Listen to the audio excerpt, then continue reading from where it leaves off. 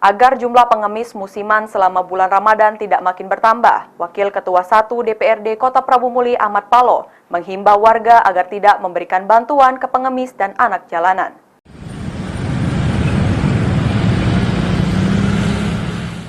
Wakil Ketua 1 DPRD Kota Prabu Muli Ahmad Paloh menghimbau seluruh masyarakat untuk tidak memberikan bantuan dalam bentuk apapun kepada pengemis musiman, anak jalanan, dan gelandangan selama Ramadan 1444 Hijriah.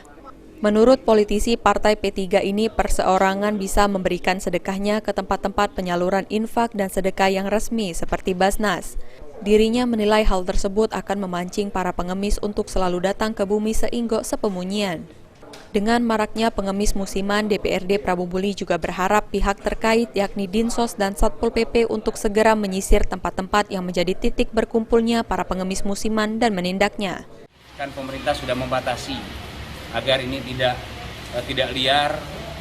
Ya, kalaupun mau bersedekah ya kepada tempat yang memang layak untuk menerimanya, dan juga kita harapkan kepada Satpol PP untuk melakukan penertiban berkaitan dengan anjal dan para pengemis ini yang sudah semakin marak di bulan Ramadan.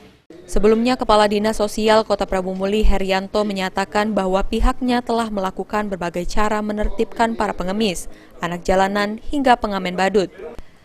Namun setelah didata dan diberikan sosialisasi, pengemis tersebut kembali lagi ke jalanan karena penghasilan yang cukup besar.